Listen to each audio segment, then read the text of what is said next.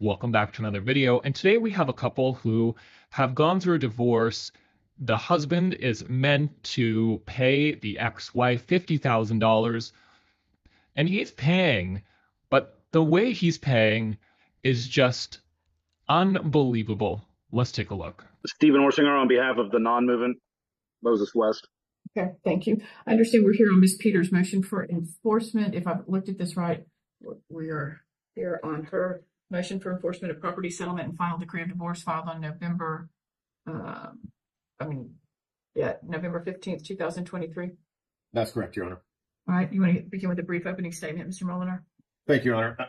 At first, I'd like to ask the court to take judicial notice of the file. And if you'll refer to page 8 of the final decree of divorce, either the motion for enforcement, the terms of the divorce were that Mr. West would pay Ms. Peters $50,000, with $10,000 being paid within 90 days, and then monthly payments of $1,666.66 for 24 months. Salute. Bless you. Since that time, Mr. West, has made some payments, but it's the nature of the payments that is particularly galling, I guess you could say. In March of 2023, he paid $2,000. And then in April of 2023, he paid $100 and put a memo on it, mental health issues support ordered by TH. I have no idea what that is, but it's clearly some sort of jab at my client. Then he paid $100, then he paid $100, then he paid $10 in July of 23. In August, he paid $5. In September, he paid $5. In October, he paid $2. In November, he paid $1.25. In January, he paid $1.25. In February, he paid $1. In March, he paid $1.25. And then again in March, he paid $1.50. So in total... Hold on one second. Mr. West got booted off and I'm having to let... The total that's been paid is $2278.25 out of the $50,000. But I think you're going to hear argument from counsel that these low payments are some kind of test to see if it was working, but there are so numerous of them that are clearly just insulting and meant to be insulting. Mr. West has been difficult, to say the least. We tried to serve him in San Antonio. He spoke to the process server and claimed to be at a certain address and that he would meet him there, and then did not. And then finally, his attorney, after several attempts of him telling the process server he would be at this address, his attorney accepted service. So now here we are, 5 months later, and he has paid a grand total of nothing since it was filed. Now, it's also important to note that during the course of the divorce, Mr. West was arrested for assault of my client, and this continues a pattern of control. Objection, Your Honor. That's raised judicata. I don't know how that was resolved in this case. If counsel wants to... You know what? It's not anything really that's relevant for me to decide. Okay.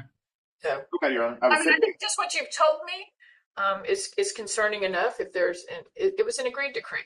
And yeah, and I will say that even if there were these dollar payments, $1.25 were a test, they were months ago, and I will not be inclined to think that that should be given any grace. Or, I mean, could have been fixed a long time ago. Should have been fixed a long time ago. This judgment bears interest, doesn't it?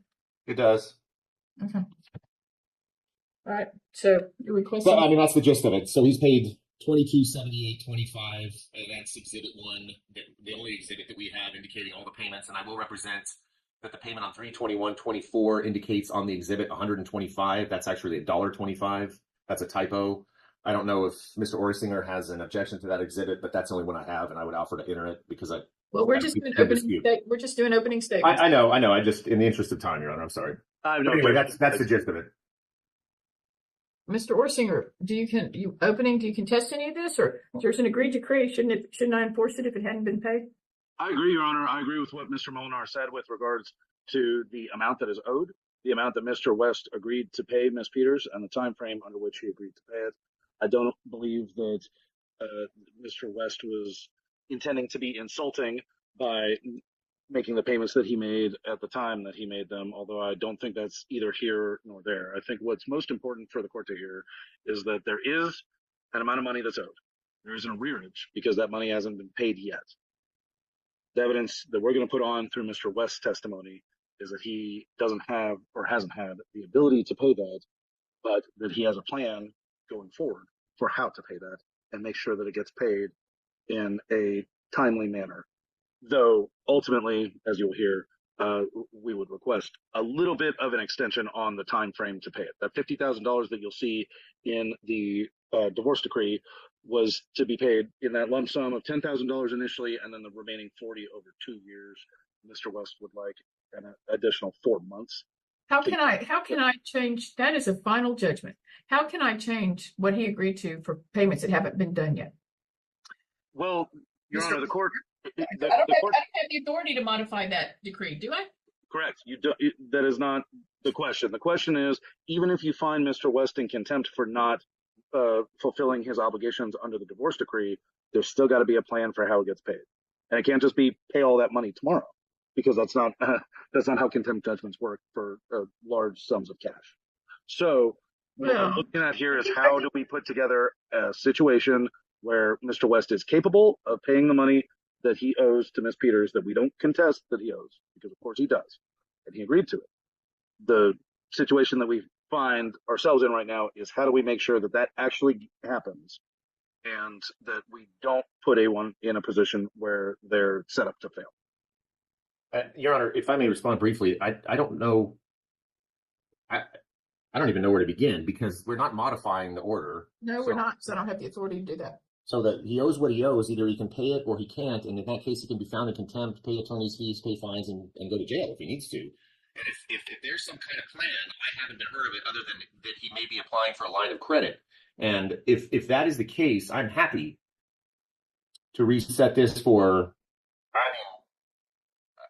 without knowing the plan, I don't know, but if they want a reset of some kind without waiving any rights to contempt, jail time, fines, or attorney's fees, and they think they can come up with a lump sum number and he is ordered to return in 30 days, then that's fine. But I have not heard of any such plan, because obviously my client would rather get what she is owed. But the taxpayers of this county would rather she get what she is owed rather than my having to throw him in jail and give him a work release if he doesn't.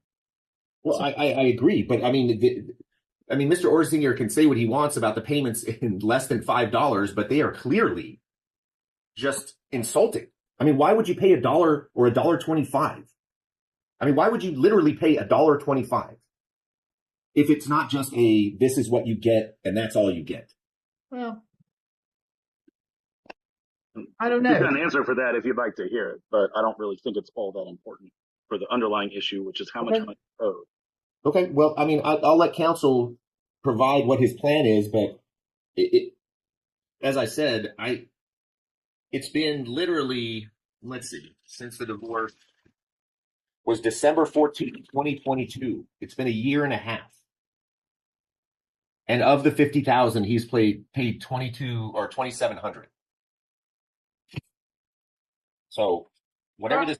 Hold on. Have y'all talked? Do you want to talk, or do you want me just to hear evidence? But I mean, I will say, starting at this, I can't change the judgment. I can find him in contempt for not doing what he agreed to do, and I can decide whether to throw him in jail immediately. Well, with regards to the jail, Your Honor, we haven't been served with a notice to appear, so we don't have criminal contempt on the table. Okay. Well, I guess I can make another order and we can reset it and see what happens. Have y'all talked? Is there a plan to get it paid? I've talked to my client. I can give a time frame. I can't give, and if Mr. Molinar would like to discuss it and then talk to Ms. Peters about that and see if that's acceptable, I'd be happy to. I've been do that for the last 3 or 4 hours while you were waiting for me to get to you. I mean, The only offer that I've heard so far is $500 a month. I don't want to hear offers. I mean, that's not appropriate. So if you don't want to talk, that's fine. I'll hear the evidence and I'll make a ruling. But Mr. Molinar, I don't care. I mean, Ray, do you want to go into a breakout room for? Yeah, I'm happy to hear what you have to say, but I haven't, I don't know why I haven't heard about it till now, but all right, that's cool. Yeah. I was going to explain that, but okay. Would you, Your Honor, please put us in a breakout room for just the attorneys or the... Yes, Your Honor, just the attorneys. All right. All right. Yes, Mr. Orsinger. Thank you, Your Honor. Mr. Molinar spoke in a breakout room, and I believe that we have reached an agreement on the hearing for today. And Mr. Molinar, jump in if I am misstating anything based on our agreement. But Mr. West has agreed to pay Ms. Peters $5,000 within the next 30 days and to make payments consistent with the decree thereafter. And we're going to reset the Mr. or Ms. Peters' hearing on the enforcement for June the 22nd, 23rd, or 20. Oh, excuse me. Sorry. It's 19th, 20th, or 21st. Correct. 19th, 20th, or 21st, based on how the docket looks. Just as an update hearing to give Mr. Molinar an opportunity to have Mr. West personally served with a notice to appear, so that the requirements of due process are fulfilled. Well, then we need to pick a date, and I will order Mr. West to appear in person on whatever that day is. That works great for me, Your Honor. Any of those 3 days was fine with me and Mr. Molinar. Was the court like, and what does the docket look like? Yeah, I mean that was our only question, judges. We didn't have a time to look at how many hours were on each day, but I'm available either one of them. Well, you can't set it on the 19th because that's a county holiday. Okay, well then the 20th it is. All right. And we'll avoid the Friday. What is that holiday? Juneteenth. Oh, I didn't realize that. I thought that was a Monday. Okay. So 20th. All right. So I'll get hold of Mr. Stokes and have him reset. How long do we need to be reset that day? An hour at the most. Okay. Agreed. Now, all right. So let me have both clients unmute themselves and raise your right hand to be sworn. Raise your right hand to be sworn. Do each of you solemnly swear or affirm that the testimony you're about to give will be the truth, the whole truth, and nothing but the truth? Yes.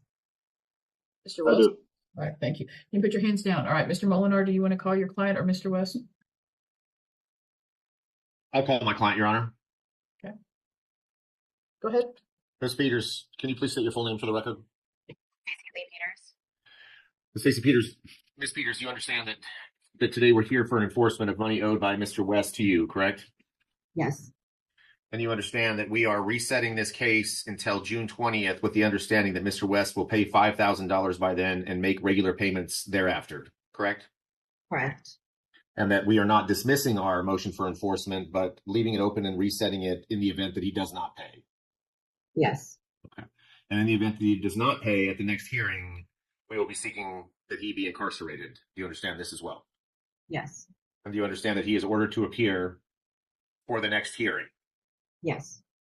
And is that your agreement today to reset it to the 20th with the understanding that he will pay $5,000 and make regular payments thereafter? Yes. Failing to do so, we will we will go forward on the 20th for contempt and attorney's fees and incarceration. Yes. I have a question, but he's going to pay the attorney's fees for today, correct? That is reserved for the final hearing, but that is something that we will be asking for. Obviously, that cannot guarantee that because that's up to the judge, but that is something that's reserved for final hearing.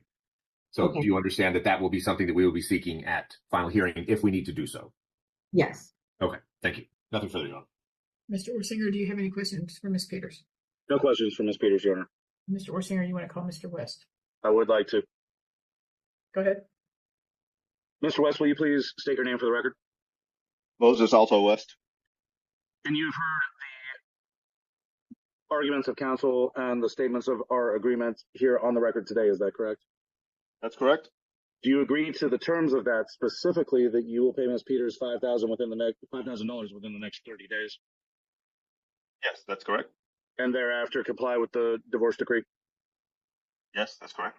And you also heard the order from the court to appear for a status hearing on June the 20th to confirm your compliance with this agreement that you're making today? Yes, that's correct. All right. And you've made this agreement after an opportunity to think about it and to confer with counsel. Is that correct? This is correct. All righty. No further questions for this witness, Your Honor. Having heard the agreement of the parties, I will render judgment on that agreement. So nobody can change their mind. Mr. Molinar, I think you ought to draft a little order reflecting that. Mr. West, you are given notice to appear in person in court at the Civil and Family Court Facility located at 1700 Guadalupe, Austin, Texas, on June the 20th at 9 a.m. for a status conference. You've been given notice to appear, and if you don't appear, there could be consequences. Do you understand? Yes, Your Honor. I understand. And if you all work out an agreement and the hearing doesn't need to go forward, you put that in writing, and Mr. West will know he doesn't have to appear, but otherwise he must be here. Okay? Understood, Your Honor. Understood, Your Honor. And this is, in my understanding, just for the purposes of clarification, that this satisfies the requirement that he has been personally served with an order to appear, and it is subject to incarceration if he fails to. He has been given open court notice to appear in person and will be subject to the issuance of a capias to be picked up and incarcerated if he doesn't appear as he has been ordered and as he has agreed to do. Thank you, Your Honor. All right. Thank you all. Thank you all for working that out. I'll be sure and get the hearing set right now.